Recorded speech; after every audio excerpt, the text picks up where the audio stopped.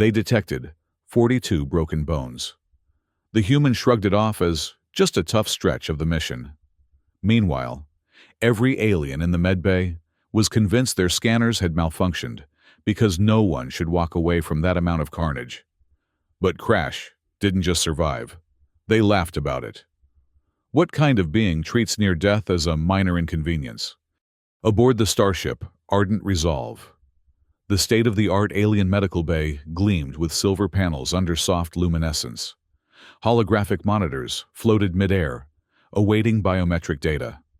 Crash, Riley Quinn, the human pilot of the reconnaissance vessel, Dauntless, slumped onto the med table.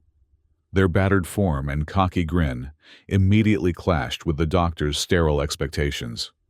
Dr. X-Rat's mandibles clicked nervously as the lead xenobiologist circled the examination table. "The readings must be wrong," he muttered, tapping frantically at the floating display. "Or perhaps they're not," countered Dr. Frylex, her four eyes blinking in sequence as she studied the human's vital signs. The trauma specialist had seen her share of injuries, but nothing quite like this. Dr. Jarrett hovered nearby, the surgeon-physicist's tentacles trembling as he manipulated the scanner controls. 42 fractures. 42! And yet... He gestured helplessly at Crash, who was casually examining a ceiling panel, as if waiting for a routine checkup. Humanity had recently joined the Deathworld Alliance, a coalition of 27 hostile origin species. Humans were known for audacious tactical improvisations, but remained scientific curiosities to their new allies. This particular specimen was pushing the boundaries of believability. "Any chance of getting some of that alien curry while you folks figure out what's wrong with your machines?" Crash asked, wincing slightly as they shifted position. "I'm starving." The medical team exchanged heated whispers.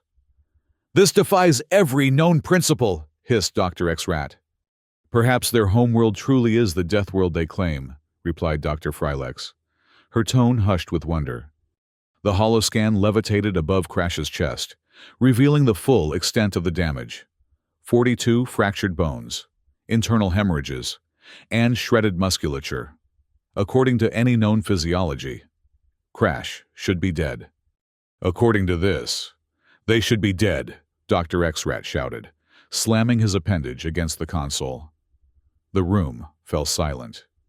Crash shrugged, then immediately regretted the motion as pain lanced through their collarbone. "Just a tough stretch. Nothing serious." The doctors faced a choice: believe their instruments or accept a living miracle. Their debate was interrupted by a critical distress signal pinging from across the room. A civilian transport was caught in an asteroid cluster several light minutes away.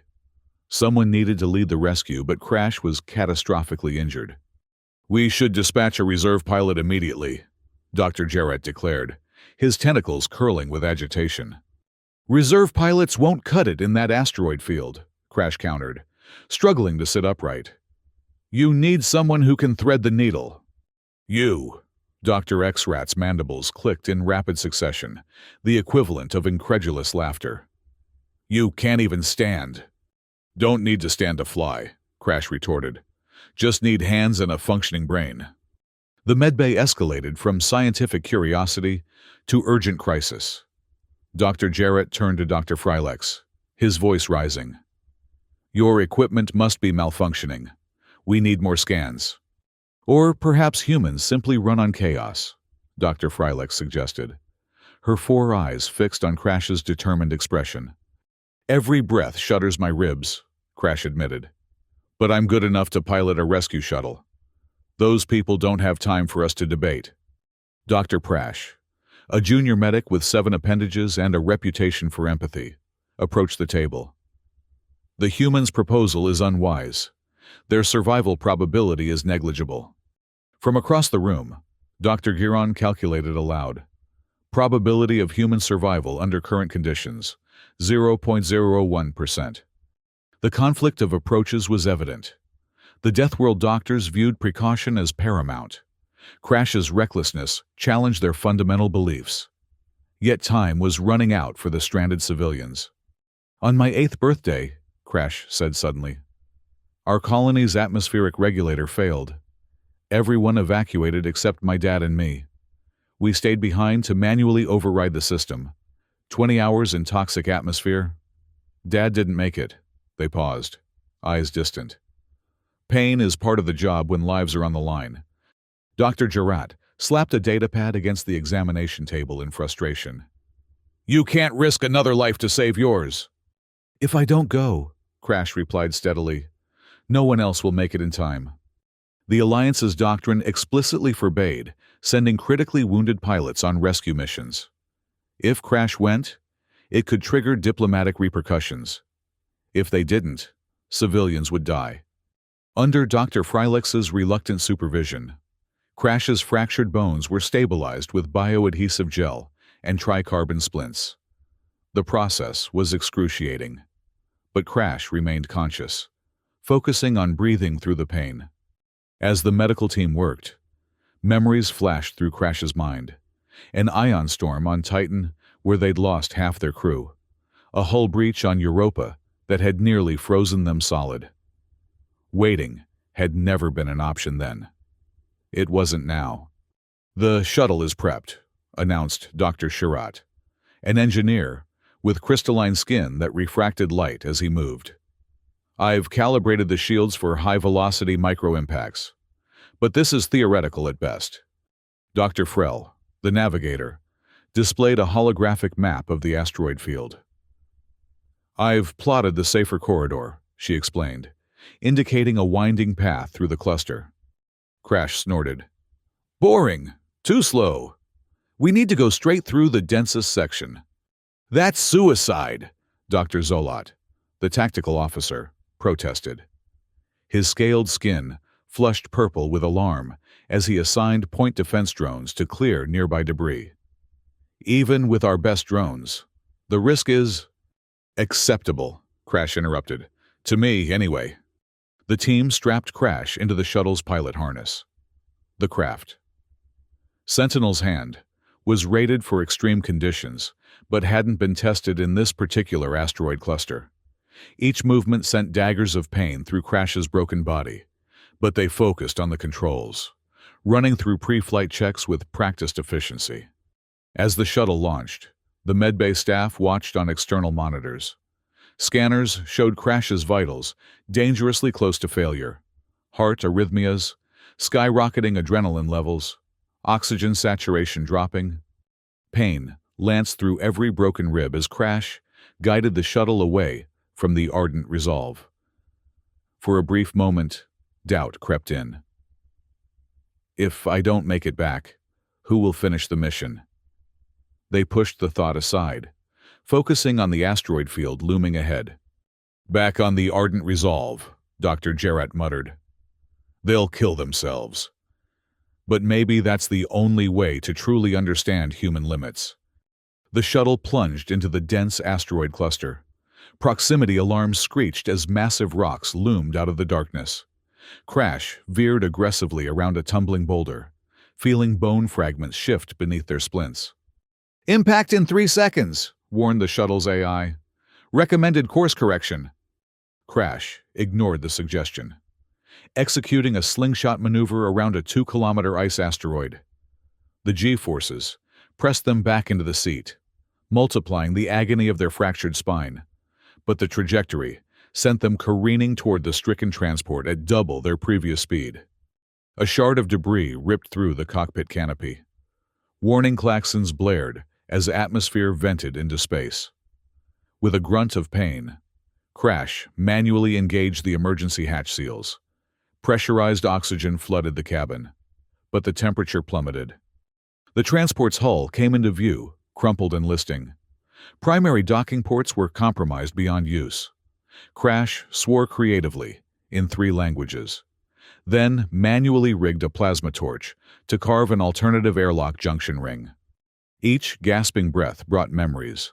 Childhood on a mining colony, watching the stars through reinforced windows.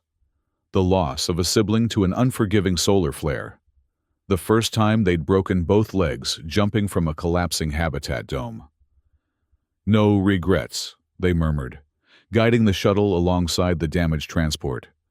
With the plasma torch secured to a mechanical arm, Crash began the delicate process of welding a makeshift adapter over the breach. Toxic vacuum leaked through microscopic gaps, creating a fine mist that froze instantly in the shuttle's cabin. Their fingers, already swollen from hairline fractures, moved with surprising precision across the control panel. The Allied drones deployed, anchoring the transport's hull with millisecond timing. As the transport threatened to disintegrate under gravitational shear, Crash executed the final docking procedure.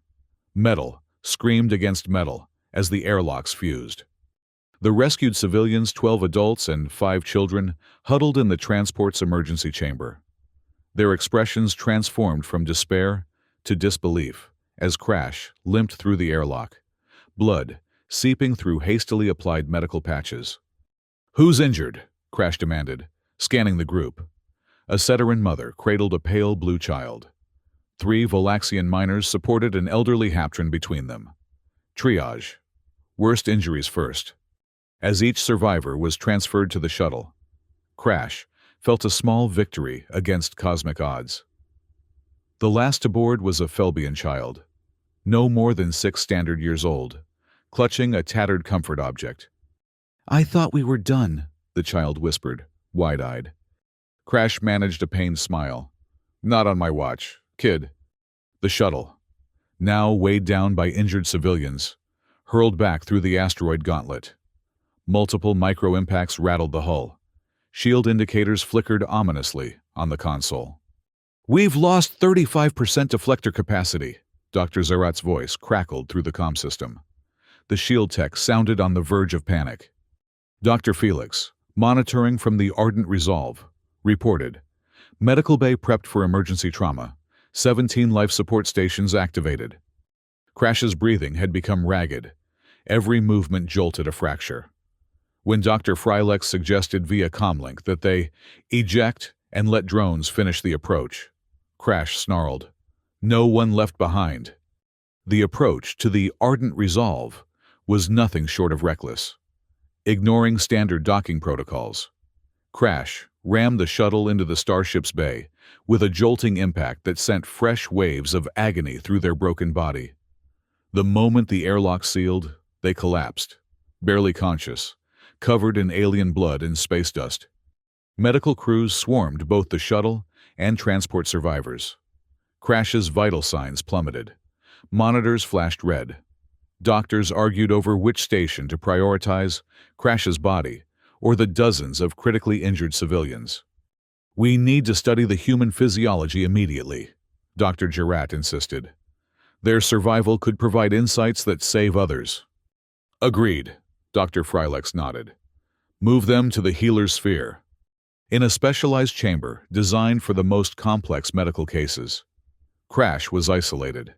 Advanced scans now revealed over 50 broken bones, near complete organ rupture, and, most surprisingly, advanced nanite-like cellular regeneration in progress.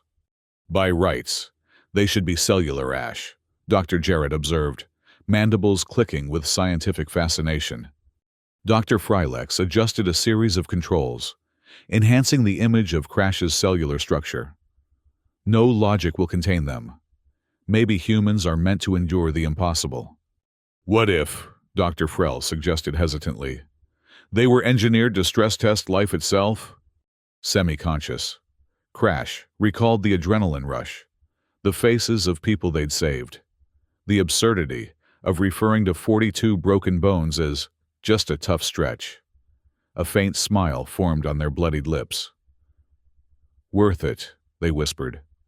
The doctors gathered around a holographic display showing Earth's geological history, asteroid impacts, ice ages, constant warfare, environmental collapse, and renewal. "Perhaps humans are chaos incarnate," Dr. Freilex suggested. "Evolution shaped by catastrophe after catastrophe, until survival became their defining trait." "Not just survival," Dr. Prash corrected, gesturing to the monitor, showing the rescued civilians receiving treatment. "Sacrifice. Though many survivors would have permanent disabilities, their gratitude was profound. From his semi-conscious state, Crash overheard a child say, "You saved us," and felt a rare flicker of vulnerability. They murmured, "I did what I had to." As Crash drifted into a regenerative coma, alien consoles analyzed human DNA data streams shimmering with anomalies. On a separate comm frequency, a new alert beeped, another SOS from deep space. The human's earlier grin seemed to echo in the sterile chamber. Next mission, right?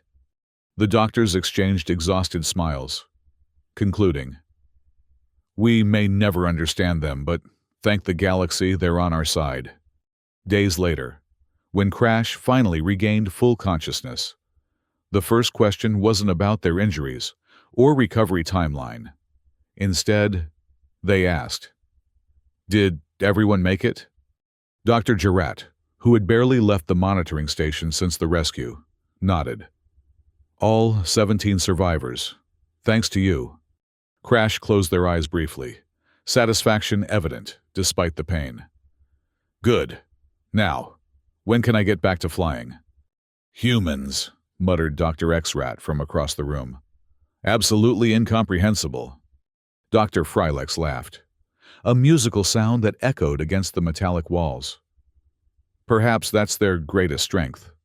The holographic display above Crash's bed showed bone tissue regenerating at rates previously thought impossible. Cellular walls rebuilding themselves, neural pathways reconnecting, muscle fibers knitting together. "We've been studying your biology," Dr. Jarrett explained, unable to hide his scientific excitement. "Your ability to withstand trauma exceeds anything we've documented in sentient species." "Just built tough, I guess," Crash replied, attempting to shrug and wincing at the pain. "More than tough," Dr. Frylex interjected. "Your species appears designed for crisis. Where most life evolves toward stability, humans seem to thrive in chaos." Crash considered this. Earth isn't exactly a gentle nursery. When your planet tries to kill you every few generations, you either adapt or die out. "But 42 broken bones," Dr. Prash marveled. "And now 53, after our detailed scan. The pain alone should have—" "Pain is just information," Crash interrupted. "Useful information, but you can choose what to do with it." The medical team exchanged glances. This philosophy was alien to their understanding, pain as merely data, not an imperative. It challenged their entire approach to medicine and, perhaps, to life itself. Recovery progressed faster than any xenobiologist had predicted.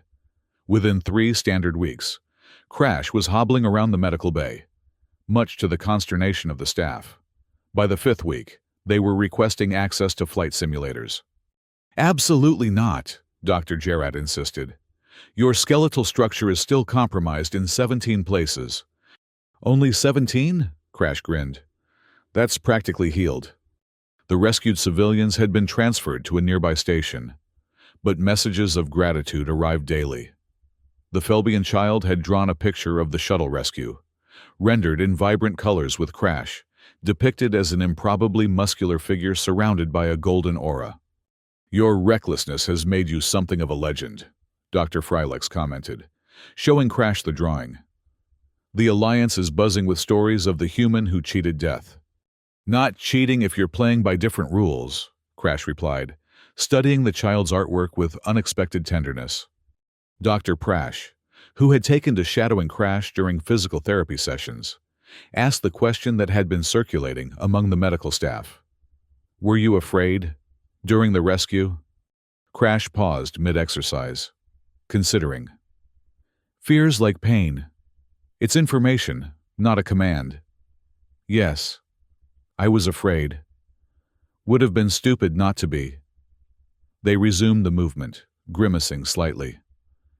"But there were people who needed help more than I needed safety." This simple declaration seemed to crystallize something for the young doctor. He nodded slowly. 7 appendages rippling in what Crash had learned was a gesture of profound respect. On the 42nd day after the rescue, a coincidence that Dr. Gerrat found suspiciously poetic and urgent message arrived from Alliance Command. Another crisis. A research vessel trapped in a quantum filament. Its crew exposed to theoretical physics gone wrong. "Don't even think about it," Dr. Xrat warned, as Crash's eyes lit up at the briefing. "You're still months from medical clearance for regular duty, let alone..." "A quantum filament?" Crash was already swinging their legs over the side of the bed. "That's fascinating. Never seen one up close." "There's a reason for that," Dr. Frylex interjected. "They're usually fatal to observe."